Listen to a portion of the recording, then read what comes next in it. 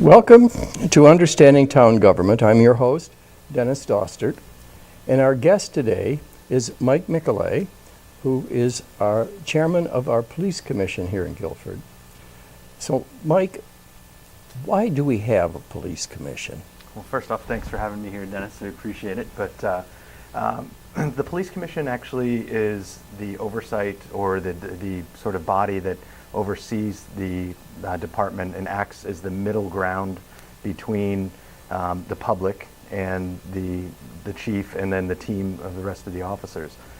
So it's established by the town charter, and which also actually gives or comes from the state statutes that fully define all the roles of a police commission. So way back when Guilford was started, it was decided through the town charter to have a police commission to oversee and manage the department. Now, everybody sees television and sees police commissioners, and you're a police commissioner. Yes. How are you different than the ones like in New York City that we might see on TV? Sure. What's your job? I'd say that we're, first of all, we're all civilians, so we're not officers.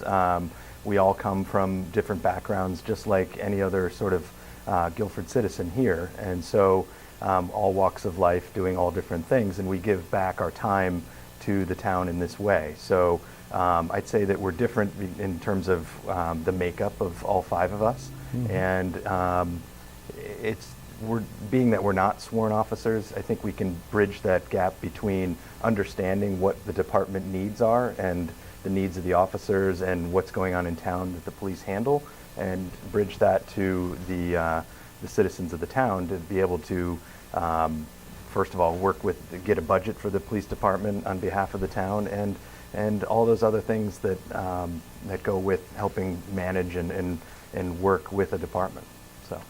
So. Your commission does the hiring in town. We do. There's a couple other things. Yes, we do the hiring of the chief first and foremost. So he reports to us as the police commission. So much like what you were just saying in New York, there is still a hierarchy, if you will. And so we do the hiring, starting with the chief, and then it works through all the way down to patrol. We also do promotions and those types of things too. But yes, mainly the hiring of new officers, laterals, whatever it takes to make sure that we have a fully staffed and adequate police department. And what would commend a candidate to you to be a policeman? It's a great question. I mean, we go through hiring quite often, and oftentimes it's well, first of all, we go through a very stringent process. There's applications that they go through what's called the post, which is a state-run organization that sort of is a clearinghouse to make sure that they meet the minimum requirements. Then they come to us with a full resume, and then but what we're looking for is someone that is hardworking, wants to be dedicated to the town, has the right fit for what's going on here in town. And just, like any other manager of a small business, we want to make sure that we are hiring a quality employee that's going to stay for as long as possible and give back to the citizens of Guilford by serving and protecting, throughout their entire employment. Well, in case there's somebody out there that might want to be a police officer, how would they start the process? They typically, we find that most are criminal justice majors. UNH is a big sort of clearinghouse of folks that go to school for that particular background, but they have some kind of affinity for law enforcement, and so they'll work their way towards the hiring process, and that's starting with filling out that application. And so we have applications on the police department website. But I think anyone that's in criminal justice, and you don't have to be, but we find that most have that background, and then they seek out that they want to be an officer, and they go through the clearinghouse through the state. What kind of thing would exclude someone from becoming a police officer that you might discover about them? That process that we're talking about as being that it's rigorous, has background checks, has polygraphs, has there's a physical aspect to it. So any of those can be disqualifiers. Prior history, if they have criminal history, we certainly, that's a disqualifier. So unfortunately, there are some things that come about throughout the hiring process. When we do go hire an officer, all of those extensive background checks sometimes do yield issues. And unfortunately, we part ways and just keep funneling down till we find the best officer and work from there. How many people will you hire in a year's time? So we've gone through quite a bit of attrition. In Guilford, we're very fortunate. We have 38 officers that were working for the town. And one thing it's important to note is that it takes us roughly about 10 months to put an officer on the street. So when we do have this attrition that we've been talking about, and retirements, because people have been with Guilford for so long, we've had quite a number the past few years that we've hired. And so it's in the last year, I think we've just put on 5 the last 6 months that I've gone through hiring processes with and that are in the academy. And so the next step after we get them through that background process is to put them into the police academy, which is a 6-month process.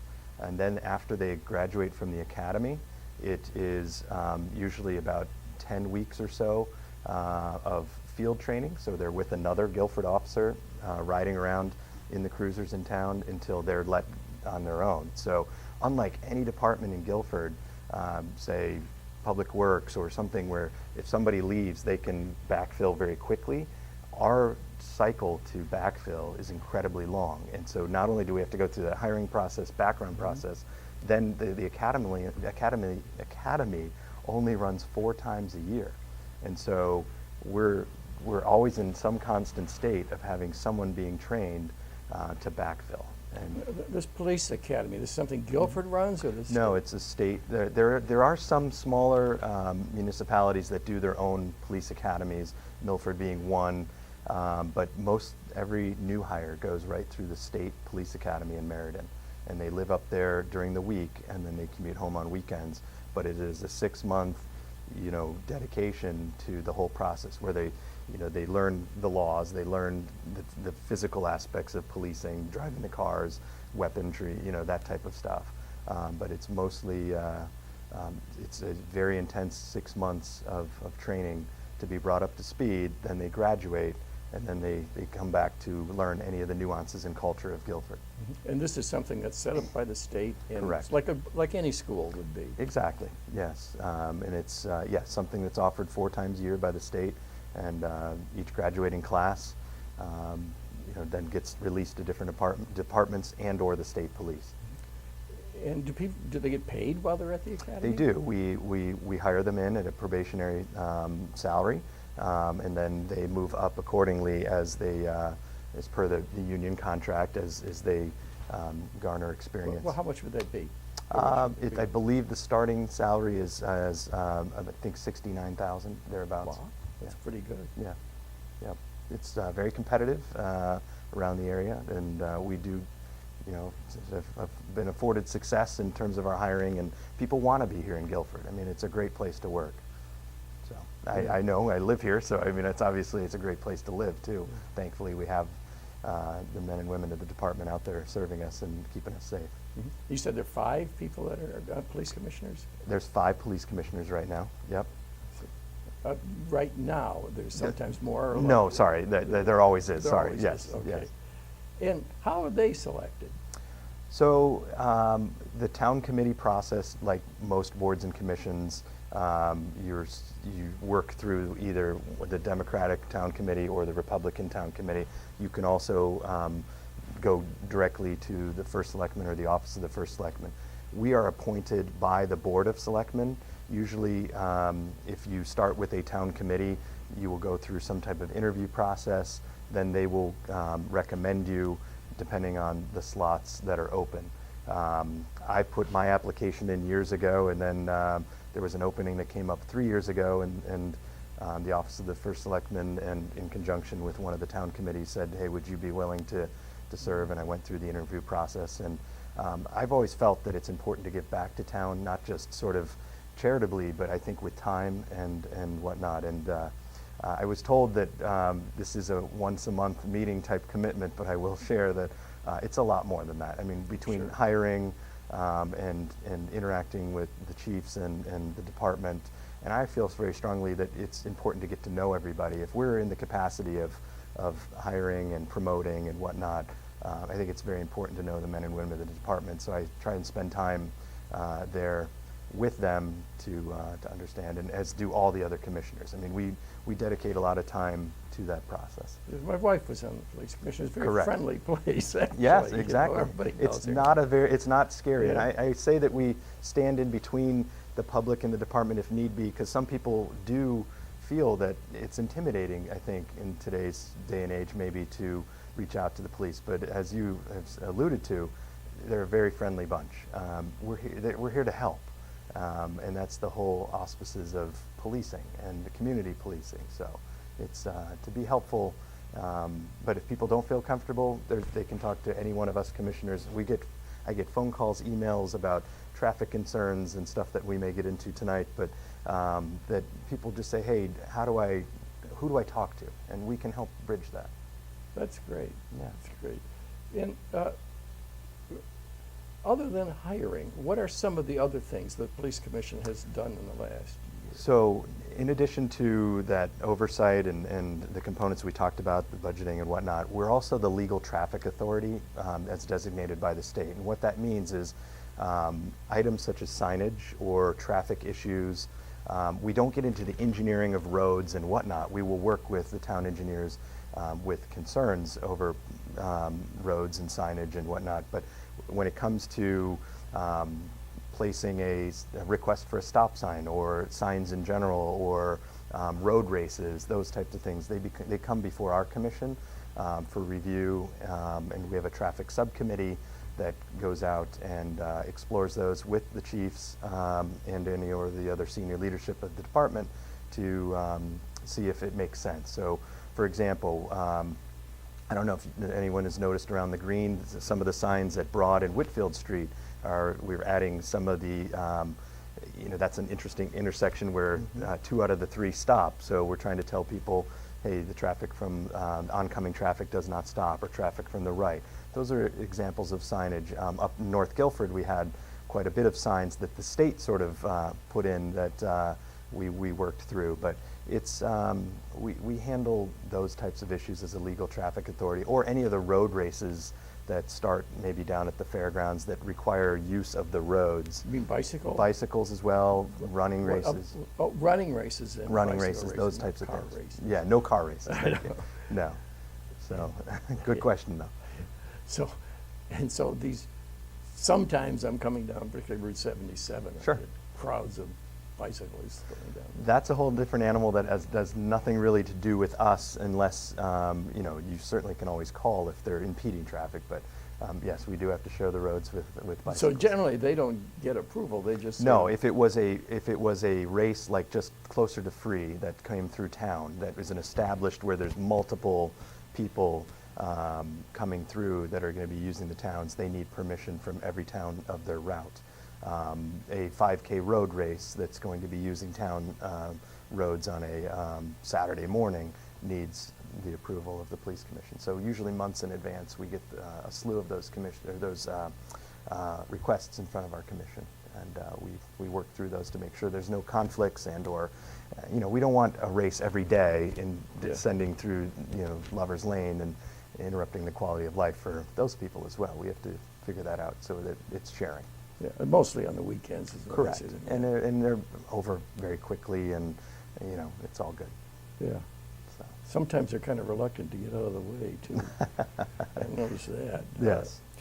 And in what ways does the police department, the police commission with the police department in general, reach out to the community in ways other than what you have already mentioned? Sure. So we've started a Facebook group. The Guilford Police Department does have a group that is very responsive, that we found that people are seeming to get news and or updates through social media, and so we've chosen that Facebook is as one of those outlets, and so people can interact with the department that way. We have So how would you do? How would I do that? I would So- go on Facebook and what would I? Yeah, you would actually Google Guilford Police Department, and it Okay. would just, or not Google, but through Facebook search, it would pop right up.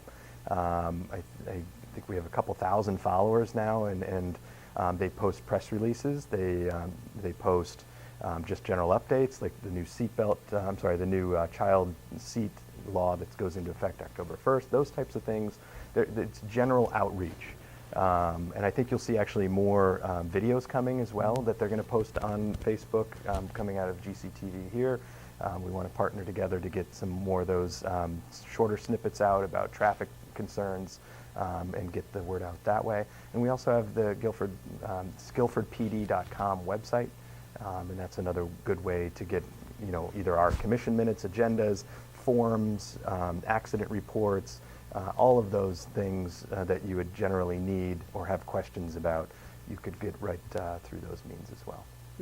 Just speak a little bit more about that child seat law, just in I case our can't audience quote it doesn't know. verbatim, but what's changing is the weight and age restrictions about which way children need to sit in the car, and we can probably get you a quick graphic to show about that, and it's about an age and or height restrictions. A lot of, you want to keep the kids safe. And by the way, I believe it's 2 Wednesdays a month we do one of the only free child seat installation clinics in the state, where people can come, and the officers that are trained and certified can go ahead and make sure that those car seats are installed safely. So going back to your question about public outreach or what other things, it's not just through social media, but I mean, they're doing proactive things in the department to try to make people safe, and that's a great program that we have people come from all over the shoreline to make sure those seats are in correctly. So that's one of those changes. Bob, I've heard a lot of people think that the town makes money on tickets and on speeding tickets, and that Great there question. is, and you are filling quotas. Would Okay. you speak to that issue? So let's get the quota thing right out there. By state statute and by just common sense, there is no such thing as a quota. I mean, there is no. Let's just be unequivocally clear in that sense. The purpose of running radar and doing those types of things is enforcement, because people do need to slow down. But any tickets that are written for speed, those are because of state statutes, speeding and whatnot. That money goes into the general fund of the state. That does not come back to Guilford. So yes, I've seen the comments both online or just in passing from folks that say, "Hey, Mike, why Guilford could pay for the whole new high school if they just sat here on fill in the blank street and ran radar all day." Well, that's well and good, and it's a great thought, but the reality is that money goes to the general fund. The only tickets coming back to Guilford are for ordinances, such as any parking ordinances or anything of the sort that any tickets were issued against. So unfortunately, that is a myth that we could fill the town coffers with speeding tickets. And, where are we going to go from here? Do you have any plans for doing anything that's new that we don't know about? So I was just alluding to, I think you'll see more videos coming out of GCTV from the department. We'll continue to grow that community outreach. Some other new things that we're doing is, you may see these around town, and those that are traveled on Church Street in front of Adams maybe have seen some of the new speed signs that we're collecting data with, but more so it's just because we want to understand. We get a lot of requests about, hey, the speeding on my street is X. Mm-hmm. It's too fast or whatnot. And so these new devices will allow two things. It provides awareness to folks driving because it flashes their speed, Yes. but it also allows us to capture data to see trending, how many cars, what's the average speed, that type of stuff. There is no photo enforcement or any of the things, and that doesn't appear in Connecticut's future, I don't think. As far Wasn't as that tried once in the... I believe so. I don't believe it's in our state. Guilford has no plans for it.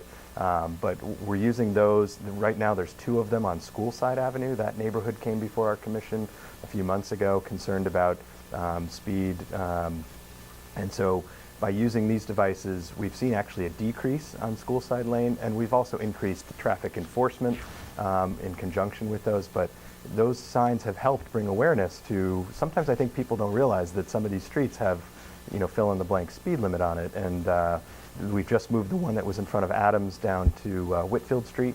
You'll see that down there. A lot of morning commuters, I think, have it timed perfectly as far as how long to leave the house, grab a cup of coffee, and make the train. So we need to help slow down where it needs to be. We need to basically distracted driving and speed, I think, are the two biggest issues. So we're trying to tackle that more proactively as a department as a whole as well. Distracted driving being We've had some grants for distracted driving. We also won a new vehicle that is low profile, we call it, or the stealth vehicle, that it has no apparent white and black markings on it. It's got very faint markings. We did a press release about this, and it has no lights on top of the vehicle, and we've used that, and it's incredible. The officers have reported about how many people will put their phone down if they're in a regular cruiser and pretend that it's not there, but when they're approach them in the stealth vehicle, they've been issuing quite a number of tickets. And if I could get the word out that please don't distracted drive, put the phone down, and because it's a big focus right now to try to help make the town safer in that sense. Oh, that's good. Now, is there anything that I haven't talked about that you would like to talk about? We just appreciate the opportunity to get the word out about what the commission is. I think that the department is made up of, as I said, 38 sworn officers, but quite a number of civilian folks that are out helping and reachable. And I think that I would tell people, if you see something, go ahead and call it in. The best thing I tell my friends is put 203-453-8061 in your phone. That's the non-emergency number, and if you have concerns, go ahead and give them a call if you see something suspicious. And those proactive activities have helped take on some of the issues we've seen with car break-ins and house stuff and whatnot. So go ahead, and if you see something, say something. But we appreciate the opportunity to be here tonight to just talk about what the department does, what the commission does, and we're here to serve the community. And I take it very seriously, as do the other commissions, about how we want to make sure that we have the best department and that are protecting the people. And to that end, I should plug that we just received I forget how many years in a row, but we're a very highly accredited nationally agency, and to get there, over 400 parameters have to be followed, and procedures and whatnot. And I know the team works very hard to make sure that we always have the bar as high as possible and just keep trying to do the best that we can for the citizens of Guilford. Well, that's great, and it was wonderful having you here today. I appreciate it. And thank you very much for tuning in. And until the next time, have a good day and goodbye.